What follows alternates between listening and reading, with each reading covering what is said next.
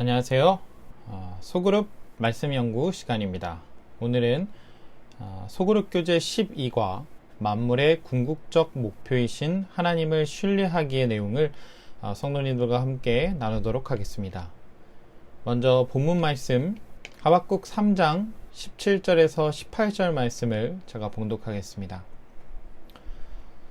비록 무화과가 무성치 못하며 포도나무에 열매가 없으며 감람나무에 소출이 없으며 밭에 식물이 없으며 우리의 양이 없으며 외양간에 소가 없을지라도 나는 여호와를 인하여 즐거워하며 나의 구원의 하나님을 인하여 기뻐하리로다.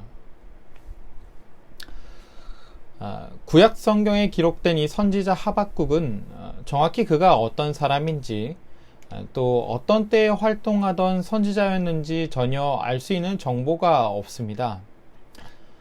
그는 자신의 책에서 자기에 대한 어떤 특별한 소개라든지 어떤 설명을 전혀 하지 않기 때문입니다. 우리는 그저 그의 기록의 내용이 그가 기록한 책의 내용을 토대로 어느 정도 이제 추측할 수 있을 뿐입니다.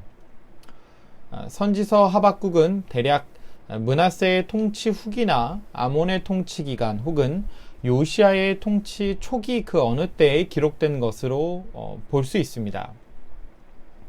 이때를 특별히 엘렌 화이트는 그의 책인 선지자와 왕에서 깊은 배도의 때라고 표현할 정도로 북방 이스라엘과 남방 유다가 영적으로 아주 심히 타락하던 때라는 것을 알 수 있습니다.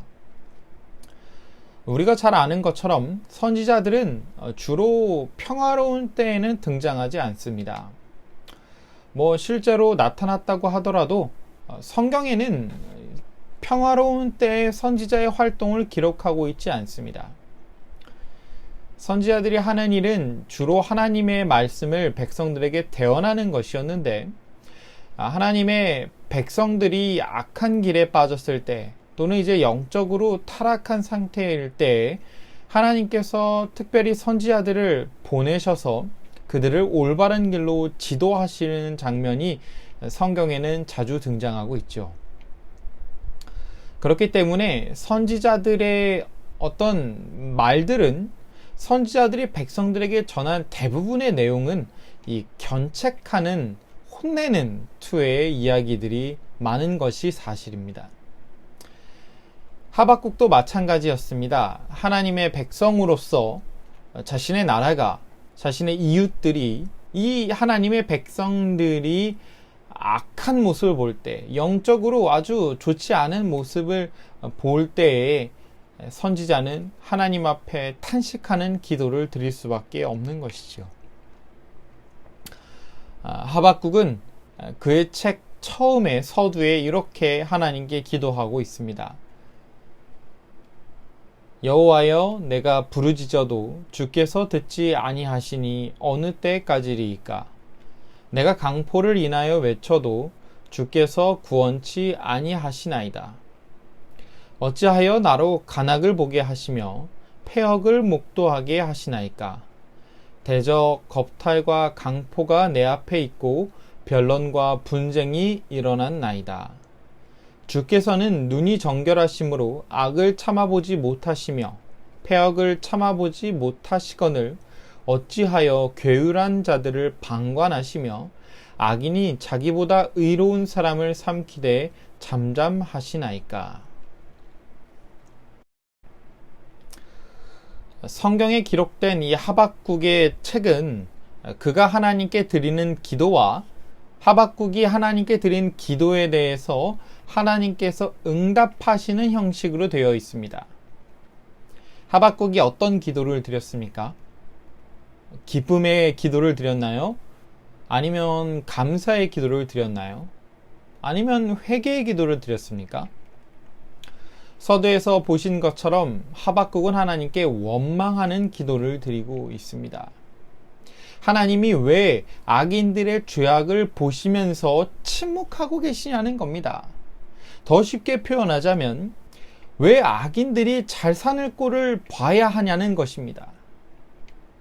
왜 의롭게 사는 사람들이 악인의 피해를 받아야 하는지, 왜 믿음대로 사는 사람들이 굶어야 하고 죄에 빠져 사는 사람이 배부른 세상을 이해하지 못하겠다는 것입니다. 우리 민족은 1910년부터 1945년까지 일본의 이 식민지 통치를 받아야 했습니다. 이 기간 동안 우리 민족은 역사를 통해서 알 수 있듯이 정말 힘든 나날을 보내야 했습니다. 일본의 압제로부터 벗어나기 위해서 수많은 사람들이 가업과 생업을 다 버리고 목숨 바쳐 싸웠던 사람들을 우리는 독립운동가라고 부르죠. 실제로 우리는 셀 수 없이 많은 독립운동가들의 피와 땀 그리고 노력으로 인하여 일본으로부터 벗어났고 자유를 누릴 수 있었습니다. 그런데 시대가 흘러 지금 현 시대를 돌아보면서 사람들은 그 독립운동가들의 삶을 이렇게 이야기합니다. 친일을 하면 3대가 흥하고 독립운동을 하면 3대가 망한다라고. 서울시가 2019년에 조사한 바에 따르면 서울에 거주하는 독립유공자 후손은 1만 7천여 명인데 이 중 74.2%가 월소득 200만 원 미만인 것으로 나타났습니다. 물론 잘 살고 있는 독립유공자 후손들도 있겠지만 이 대부분의 후손들이 어려운 삶을 살고 있는 것이 현실이라는 것입니다. 물론 후손의 삶이 모두 조상 때문이라고는 할 수 없겠지만 실제로 독립운동가들의 삶을 저희가 역사를 통하여 보면 자신이 가지고 있는 모든 재산, 이 후대에 물려줘야 할 재산도 전부 다 운동을 위하여 사용했고 젊은 날들을 다 이 싸움을 위하여 포기해야 했기 때문에 잘 살 수가 없습니다, 사실. 그런데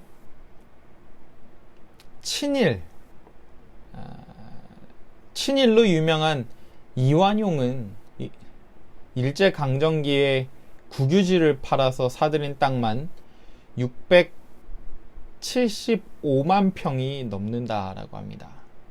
그 돈이 다 어디 갔겠습니까? 후손들이 그 돈으로 편하게 사는 것은 당연한 것이겠죠. 하박국이 하나님께 원망하는 이유가 이런 것 때문입니다. 어째서 악인들이 잘 사는 것을 하나님께서는 가만히 두고 보시냐는 겁니다. 하나님을 믿는 자들이 핍박을 받고 멸시를 받는 가운데 우상을 숭배하는 사람들은 떵떵거리면서 잘 사는 거예요. 사람들의 칭송을 받고 어디 가면 사람들의 대접을 받고 존경을 받는 이 유다의 모습에 하박국은 큰 상처를 받은 것입니다. 우리들의 삶이 어쩌면 이렇게 믿음대로 사는 사람들이 오히려 더 힘들어하고 하나님은 이런 악행들을 그냥 가만히 잠잠히 보시기만 하는 것 같은 이 세상 속에서 우리는 어디서 희망을 찾아야 할까요? 그렇게 하나님께 원망의 기도를 소리치던 하박국이 왜 마지막엔 하나님께 감사의 찬송을 드렸을까요? 그 원인을 우리는 찾아야 할 필요가 있습니다. 소그룹 교재에선 이렇게 기록하고 있습니다. 우리의 삶의 긴 터널 끝에는 무엇이 우리를 기다리고 있을까요? 만물이 도달할 궁극적인 목표가 바로 하나님이시라는 것입니다. 모든 일의 결과이신 하나님, 모든 일생의 종착점이신 하나님의 관점에서 내다보면 우리 인생의 모든 것이 감사의 조건이기에 하나님을 찬송하지 않을 수 없다는 뜻입니다. 우리가 살아오면서 크게 기뻐하고 감사했던 일이 도리어 비극과 불행의 시작점이 되었던 일들이 있지 않았습니까? 반면에 울 기력도 없이 절망적이기만 했던 고통이 지나고 보니 우리의 삶에 하나님께서 복을 주시려는 시작점이었던 적이 분명히 있지 않았습니까? 하나님에 대한 참된 감사와 찬송은 이처럼 만물이 도달할 궁극적인 목표이신 하나님, 모든 일의 결과가 되시는 하나님, 모든 인생의 종착점 되시는 하나님의 관점으로 내다볼 때에만 가능합니다. 또한 이것은 지나간 과거의 일에만 국한된 이야기가 아닙니다. 현재의 상황 역시 마찬가지입니다. 현재의 상황이 아무리 절망적일지라도 만물이 도달할 궁극적인 목표이신 하나님, 우리 인생의 종착점 되시는 하나님의 관점으로, 계시된 말씀의 관점으로 우리 자신을 내다보면 하나님께서 보잘것없는 내 자신과 함께 해주고 계신다는 것을, 하나님께서 내 삶 속에 당신의 섭리를 이루고 계신다는 것을, 그러므로 모든 것이 협력하여 반드시 하나님의 의와 선으로 마치게 될 것을 믿으면서 우리는 하나님 앞에 진정한 감사와 찬송을 드릴 수 있는 것입니다. 비록 무화과는 안이 열리고 포도는 달리지 않고 올리브 농사는 망하고 밭곡식은 나지 않아도, 비록 우리에 있던 양떼는 간되었고 목장에는 소떼가 보이지 않아도 나는 여호와 안에서 환성을 올리렵니다. 나를 구원하신 하나님 안에서 기뻐 뛰렵니다. 비록 지갑에 돈이 없어도, 내 사업이 잘 되지 않아도, 내 인생이 성공적이지 않더라도 내가 하나님께 기뻐하며 뛸 수 있는 것은, 나의 삶을 하나님의 관점으로 볼 때 내 계획이 무산되었기에 도리어 하나님의 섭리가 오묘하게 이루어지고 있음이 보이고, 내 곳간이 비었기에 지금에야말로 하나님께 내 자신을 더욱 온전히 맡기고 위탁할 은혜의 때임이 눈에 보이고, 실패한 것처럼 보이는 일들을 통해서도 하나님이 우리가 생각하지 못하는 전혀 다른 방법으로 역사하실 주님의 섭리를 기다릴 수 있기에 가능한 것입니다. 성도 여러분, 만물의 궁극적 목표는 하나님이시라는 것을 신뢰하시길 바랍니다. 모든 인생의 종착점은 하나님이시라는 것, 이 세상은 모두 하나님의 섭리대로 결말을 맞게 될 것임을 믿으시길 바랍니다. 비록 내 삶이 내 눈에, 내 관점에 보았을 때는 성공적이지 못하고 고통과 악행으로 가득할지라도, 하나님의 관점으로 바라볼 때에 모든 것은 하나님의 뜻대로 이루어질 것임을 굳건히 믿음으로 힘을 얻으시기를 바랍니다. 이 믿음이 저와 여러분으로 하여금 하박국과 같은 기쁨의 찬송을 부르게 할 힘이 될 것입니다. 우리는 저 하늘을 바라보며 사는 그리스도인입니다. 어렵고 지칠 때에 온전히 하나님을 의지하시고 그의 뜻이 이루어지기를 믿음으로 기대하며 기뻐하고 감사하는 저와 여러분이 되기를 간절히 바랍니다. 감사합니다.